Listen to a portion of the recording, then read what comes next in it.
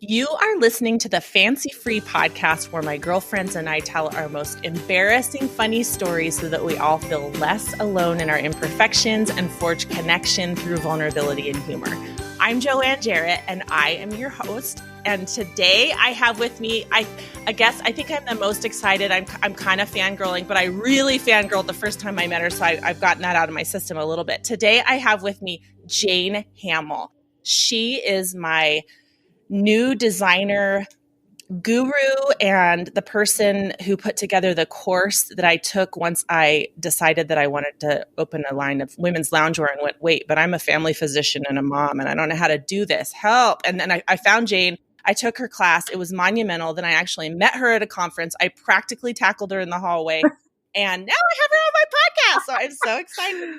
So fun. Jane, thank you so much for being with me. I am so excited to be here. I'm fangirl right back at you, baby. You're so cute. Okay, you guys, let me tell you a little bit about Jane, and then I'm going to have her tell you the rest. But what I know about Jane is that she's a pivot expert. she's a fashion designer. And when she was young and unencumbered, she had her own line of clothing and her own storefront, which is like, oh, such a dream come true. It sounds like so much fun, except for that you actually have to, do the books and stuff, which sounds awful. So she had this successful store and this successful fashion line, which not only she sold in her own store, but she wholesaled out to popular stores like Nordstrom, et cetera.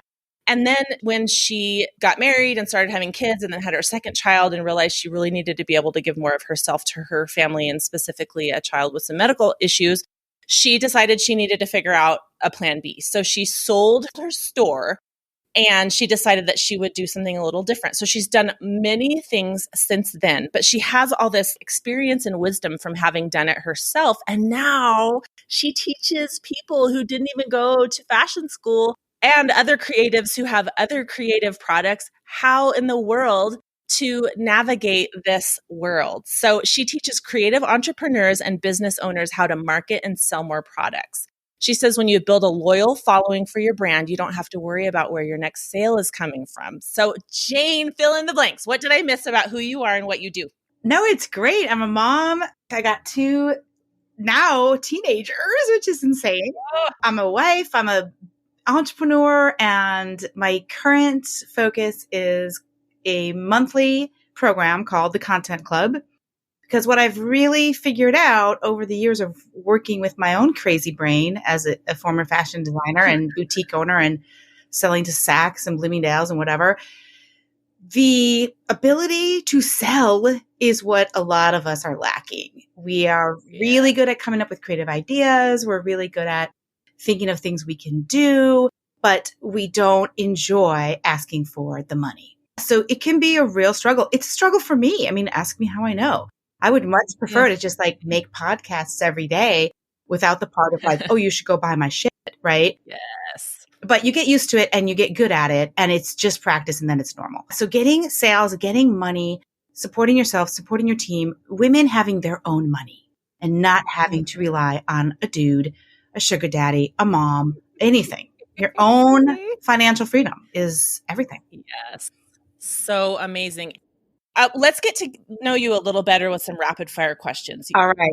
Let's do it. If you could rename yourself, what name would you pick? Marianne. Like Gilligan's Island. From the Gilligan's Island? And actually, when I go to Starbucks sometimes, I feel like it's a gross invasion of privacy when they ask me my name. I'm like, I don't know your name. You play out one of your. And so I say Marianne. Like half the time I say Jane and half the time I say Marianne. Yeah. Oh my gosh. I love it so much. It's kind of fun to play around with it. If you could not fail, what would you do? I would reach out to a lot more people to be on their podcast. People like when you said you were kind of afraid to talk to me because you didn't know me yet and you thought I was like a big deal. Well, I'm just me and they don't seem like just them. They seem like really big deals. And so I'm a little scared to pitch to be on certain podcasts. I mean, I teach marketing. All I do is help people get sales and people get eyeballs on their stuff. Yeah. When it's my stuff, that's the crazy brain kicks in bad. Yeah. The self-promo thing is so hard. You were a pioneer. You had a podcast before I knew regular people could have podcasts. in the spirit of full disclosure, you have to understand, I had a podcast for a year, a faux podcast, because I was so scared to put it on iTunes. Now, I had a YouTube channel. I had a YouTube video with like 80,000 views. No problem there. But for some reason, actual podcasts, that's where the big leagues are. YouTubers, that's a bunch of kids doing like flip-flops and makeup tutorials. But a podcast, that seemed like a really big deal. So I would just tape it and put it up on my blog, janehamill.com. Ding. You could download it or listen to it there. I was too much of a beep to... I blamed it on, I can't figure it out. I tried, but I couldn't. And then I finally, just a year later, I just did it. Yeah, dude, the fear. Gosh, I don't know. You never know the backstory to what you're listening to. Because from my perspective, I decide I want to do a line of women's loungewear. I have some real specific idea I want to do. So then I'm listening to Side Hustle School. And I hear that this woman who is a graphic designer and doesn't have any clothing design experience launched her bra brand. And I was like, oh, if she can do it, I can do it. Let me go back and listen and see how she did that. And she took an apparel production course. And that's how I was like, oh, I need one of those. So that's how I found you.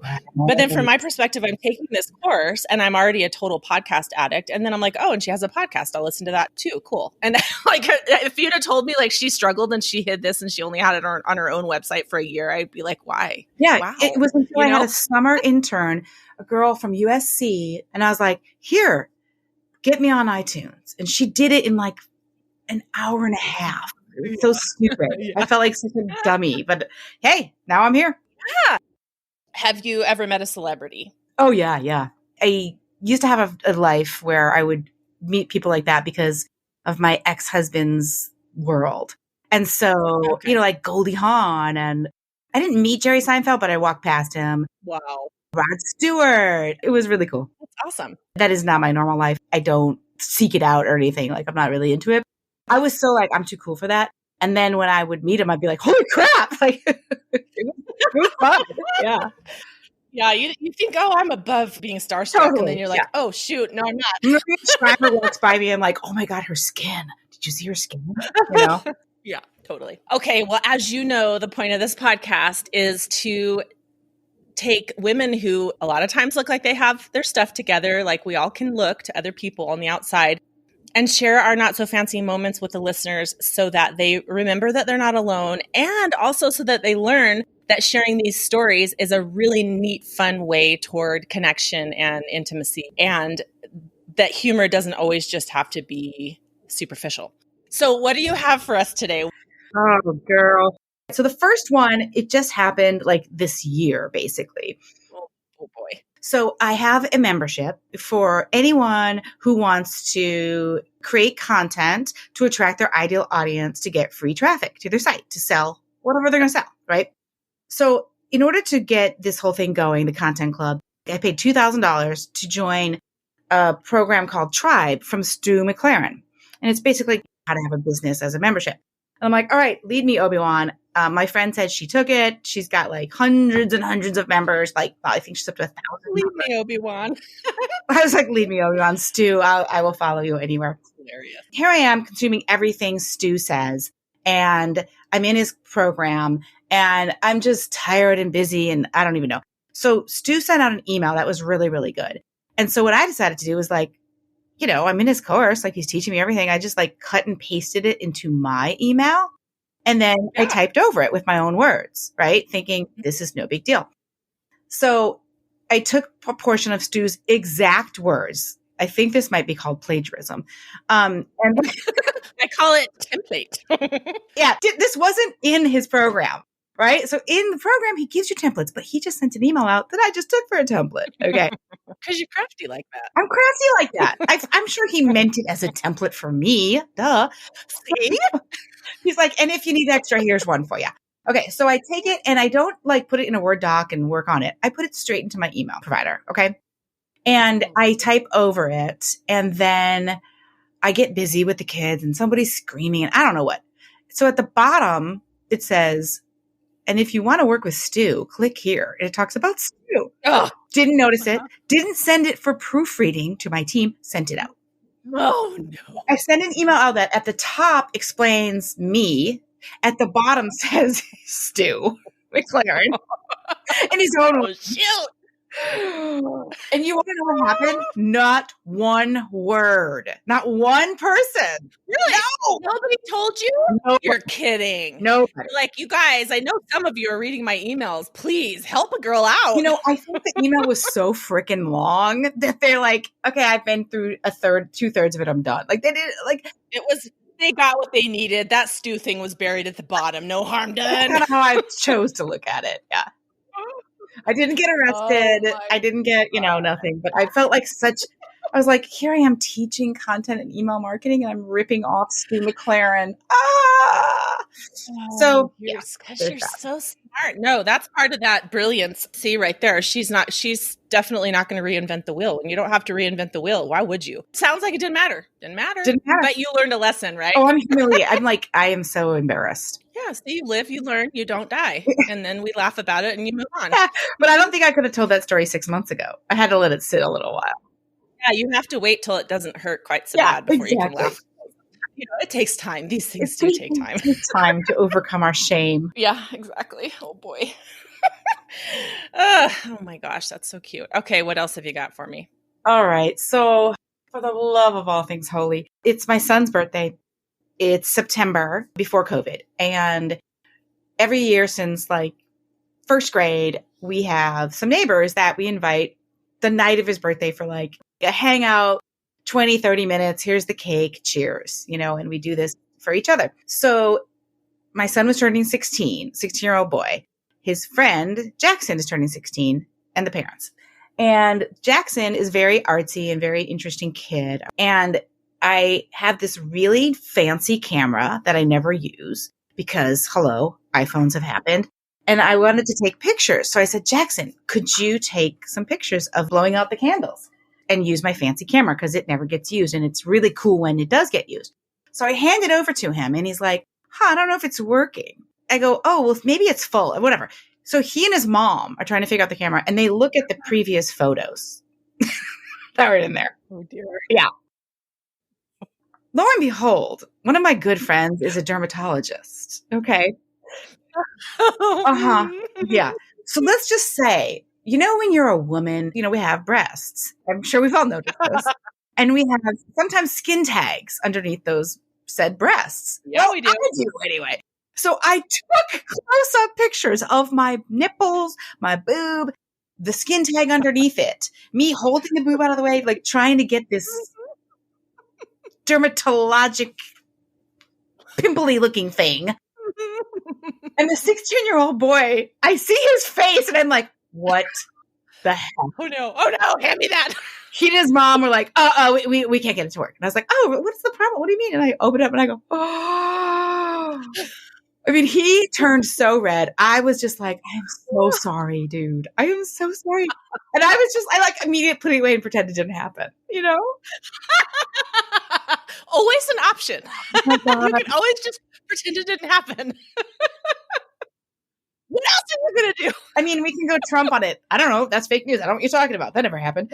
So I apologize so much because I know how mortifying it is to be a 16-year-old person. And nobody wants to see their friend's mom's boob. Like, oh, God. That was gross. Your friend's mom's boob. No. Like, legit.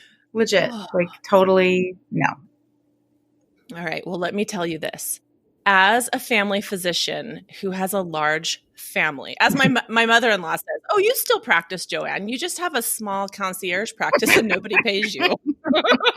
I, at any given time, probably have 2 or 3 skin pics of my relatives on my phone because they send me this stuff and I look at it and then I'm like, okay, yeah, do this, do that. Send me this, send me that, whatever. I'm like trying to help them out. And for anybody who, knows me in real life, I never mind doing a curbside. If I don't know, I'll tell you I don't know. And of course, I'm not a licensed physician. I'm not anybody's doctor now, but I still have a lot of knowledge that I'm happy to share. So one day I got a skin pic from 2 nieces on either side of the United States on the same day. And I was like, now this is a banner day. See, this is why I went to medical school. I'm taking care of my nieces. So I'm really sorry that you showed your son's friend your boob, But having skin pics on the camera, totally normal. Normal. Yeah.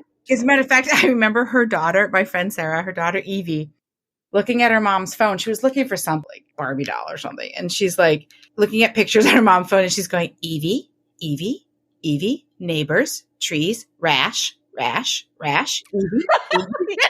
rash. Exactly. Hello. iPhones were made for a time such as this, right? And I even remember my friend saying, look, I need a really clear picture in perfect lighting. And I'm like, oh, get the real camera out for that, you know? Yeah, exactly. Like, well, especially before the iPhones got so good. I have no clue what's on my actual camera because I don't think I've used it in 10 years. For all I know, it does have a skin pic of me. Like, here's something in my nether regions that I can't physically see myself. Exactly. Let me snap a picture of it and, take a gander. That's just how it's going to roll. That's so good. Oh my gosh, I love it. Thank you for the ab workout. I have another one, but it's a business one, so I don't know if it's not as interesting, but it's true. And I'll take every single story you have. Oh God, it's not really funny, but it is a huge life lesson. It's kind of funny now, but losing $25,000 is not fun. So basically, I'm selling my line to Marshall Fields, which is now Macy's, and they order this lovely velour jogger set. And it was like Juicy Couture time. Okay. So I had this like velour stretch pants and velour top or whatever, like I want to say it's joggers and a hoodie, but it was way not cool like that. It was back in the day. Okay.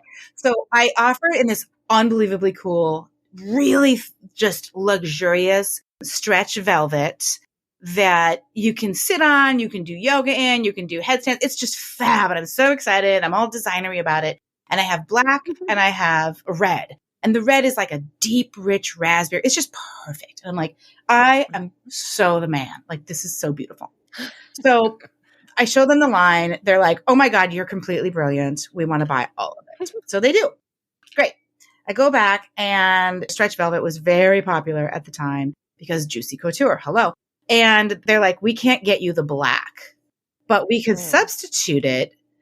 And I'm like, black is the new black. There's no substitute. Oh, we have this beautiful deep jade forest green. I'm like, well, I mean, that is really pretty color. Okay. So I go back to the buyer because I don't want to get in trouble. Right.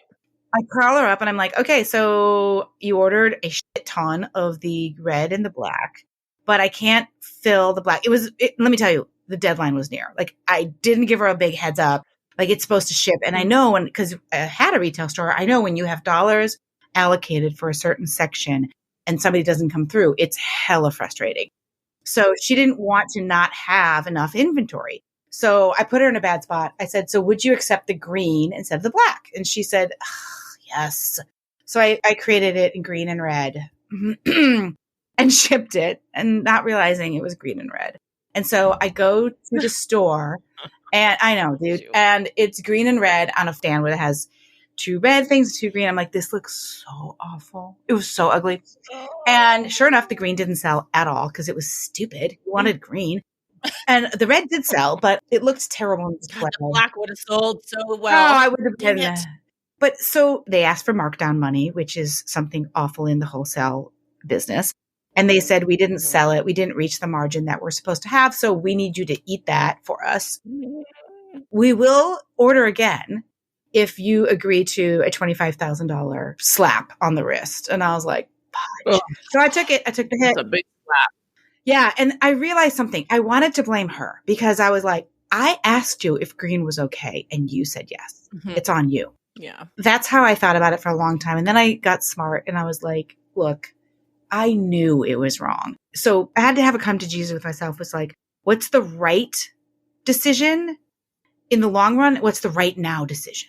The right now decision was, I don't want to disappoint them. I need the money. Let's go. I have this great big order. This is my big break. Yay. But the right now decision ruined the long-term decision. Yes, that is such a good lesson. You're so right. Yeah. You have to think long-term. You have to take a 30,000 foot snapshot of what your decisions may look like Not to mention $25,000 in one day is like really tough. It didn't stop my business, but it hurt. It still hurts. I don't even like think of it. Yeah. And the funny thing is too, it's like, this can be in everything in my life, in everything. I really want to eat half of this cake. That is a right now decision. I will feel really good for a few minutes when I get that dopamine cake thing. And then I won't get in my jeans.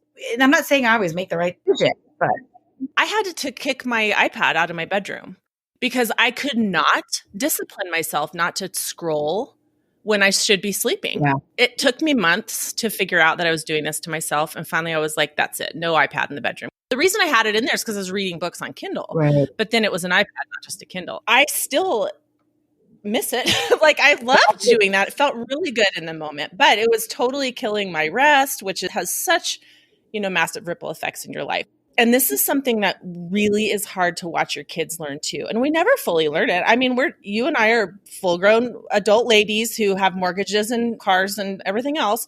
And here we are still making decisions that feel good in the moment, but do not serve our long-term goals or our long-term health or our long-term well-being. It's so important to remember to look at the long term. Even that we think we could rely on discipline is hilarious because nobody has that much willpower. You have to trick yourself, or you have to set up the circumstances so that the thing that you want to do is not easy and natural. Exactly. Because you're not going to have the discipline in the moment. I mean, come on.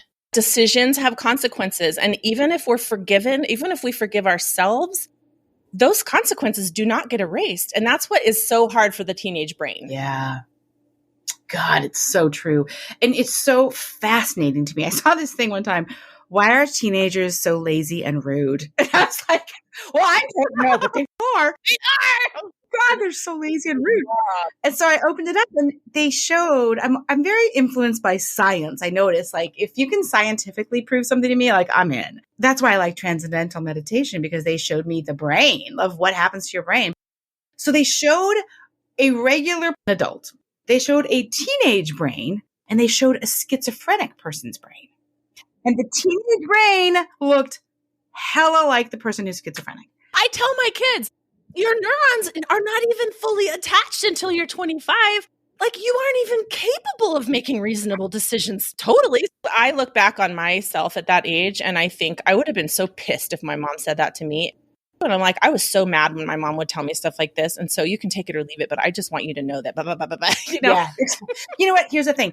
They are listening. They hate you for it. They say it's stupid. They say they don't care. And then they find themselves repeating it to somebody else. You hear it. You're right, Jane. You hear it coming out of their mouth and you're like, oh. I'm 50 some years old. I repeat things my mom said to me that I know I hated at the time and I thought were very stupid. Oh my gosh, I know. Okay, so here's a question that's related to fashion. I just asked my 15-year-old daughter yesterday in the car. We were talking. She's like, Mom, do you like this top I'm wearing? And I'm like, oh, I love it. It's so cute. I love the detail. Color blocking is really in right now. It's deep fall colors are totally in. And then I was like, honey, I have a question for you. Because when my older daughter, whenever I tell her something's in, she looks at me like I'm a sweet old lady with curlers in my hair and my pocketbook on my arm. The same way I look at my mom when I'm wearing a graphic tee and she tells me she likes my blouse. So some of this is inevitable. Okay, Boomer, we got you, Mom. I'm like, honey, not that I want to talk like a teenager, but I'm just curious. This is more like of a linguistic inquisition. This is nomenclature. Yeah. How do you guys say when something's like in style or, trending or whatever, how do you say that? And she's like, I don't even know, Mom, but the way you say it is not the way. Good to know. I mean, not that I'm going to change. I'm just, I'm curious. And I don't understand. Like, I just think I'm talking. Like, that is lit. And they'll be like, God, stop trying to be so extra. And I'm like, I'm not trying to be extra. I just think it's lit. Like, I don't know. I'm using the term correctly, even if you don't want to admit it, sir. I watch SNL too. Okay. Why can't I use current verbiage? I can use my verbiage any way I want to. That's right. Don't you even. And when they call me a boomer, I always look it up to show them I am not a boomer. I'm a Generation X person. Stop calling me that. My parents are boomers. Jane's not a boomer. Not a boomer. Good Lord. Oh my gosh. Okay, you're so much fun. I think I could talk to you all day. What is one surprising thing about you that nobody would be able to tell just by looking? I met my husband because he was my tennis pro.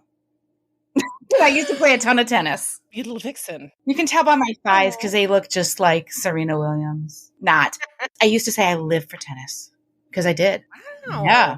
I'm impressed with your coordination because I tried to be good at tennis and I was a good gymnast-ish, kind of, for my giant body, but I cannot. Anything with a sphere flying in 3 dimensions. The eye-hand coordination thing is not so easy, but I just am lucky there. I was a basketball player in high school. You know, certain things I'm afraid of, like softball. I played not all the way through high school because Sue Adams and Sue, one of my good friends, I was in center field. She was in left field. It was warm-ups and somebody hit a pop fly and we both ran straight ahead and bumped into each other and fell like boom, right back down like a cartoon character. And the wind was knocked out. And I was like, that was my last day of softball. I never played again. Like, this is a dangerous sport. Who knew softball was a contact sport? It was awful. I couldn't breathe. I thought I was dying. I hated Sue Adams. Mm-hmm. Did Sue Adams continue playing? Did she come out on top on that scenario? I really wasn't worried about her, Joanne. I don't know. Who cares what Sue Adams did? Tell my listeners the thing that you want to make sure they know about from our conversation. You know what I want people to know is that you can do this. I started a business when I was 25 years old. I didn't have connections. I didn't have money. I didn't have my family investing in me. I didn't have Kickstarter. I went to FIT, which is a great school. I was so not the best designer. I barely made it through pattern making class. I was a good draper. There is nothing that special about me. And I've achieved what would be perceived as, and I agree, is great success and made lots and lots of money. My clothing line business and my wholesale and boutique was profitable 13 out of 14 years until I sold it. Wow. And then Amazing. Here's how boss I am. When I sold it, one of the payments was $40,000. The woman who buys it, she gives me a physical check for $40,000, which I put in my purse and lost. Literally misplaced it. Oh no. Your purse ate that check. I knew purses did that. I mean, how embarrassing it is to be like, okay, your first payment is due on the 30th. She gives me the check and then I'm like, could you write that check again? I literally had to call her back and say, I lost the check. And I did. And that's when I wondered aloud, do I have ADHD? Like, what is going on? Turns out I kind of do, but I didn't know that. I just said, I'll pay for the cancellation fee of the check. And yeah, she had to send me a new check. Oh. But I guess what I'm trying to say is the reason that I have been successful is just because, honestly, I never quit. I never stopped. And like, even when you said, what are your embarrassing stories? I had to think hard about them. I don't remember them. I don't focus on them. I did a talk once for the Girl Scouts of the United States, the Girl Scouts, you know, there's like 400 Girl Scouts in the crowd. Like, it was a big crowd. I was on a big stage. It was a very important thing. So all these like 7-year-old girls, right? And one of them raises her hand and she says, Miss Hamill, you've told us quite a bit about how wonderful and successful you've been. Could you tell us, please, Miss Hamill, an example of when things didn't go well and you failed in your business? And I was like, oh, girl, look at you. Yeah. That girl is someone to watch. That is Savannah Guthrie right there. And so I was like, yeah, totally, Oprah. I can. Yeah, for sure. I failed so many times. Oh, yeah. I mean, totally. A lot of things have gone wrong in my business. And could not think of one thing. It means I'm psycho, completely psycho, and I erase unpleasant things from my brain. Or it means I'm like a quarterback where you take the hit. I mean, to be a quarterback, dear God, you have to have a short memory because how many times do you get knocked down? I couldn't do it in softball. I quit the first day, but in business, I didn't. They're like, oh, yep, lost $25,000 next. And so I think it's a little bit deranged, but I also think it served me super, super well as an entrepreneur. Yes. Oh my gosh, totally. Okay. Tell my listeners all the places where they can find you online. Oh, absolutely. My site is janehamill.com. And that is, if anybody has anything they want to sell online or coaching or consulting or whatever, you want more traffic to your site, and you don't want to have a big ad spend. You can learn content and email marketing there. I also have a podcast called The Jane Hamill Podcast. Super clever name. And then the gram is at Jane Hamill Chi, CHI, because I'm in Chicago. And Facebook, Jane Hamill's Fashion Brain Academy. And I love hearing from you. So if you listen to this episode and you have a comment or anything, just like DM me or whatever. I really, really enjoy talking to women, entrepreneurs, other moms, people who are just trying to get through their day and do their best and succeed and thrive. Yes, definitely reach out to Jane. You will not be disappointed. Okay. Oh my gosh, Jane, you have been so much fun. Thank you so, so much for spending the time and chatting with me today. It is my absolute pleasure. I love it. I love talking to you. You're just a breath of fresh air. Oh, thank you so much.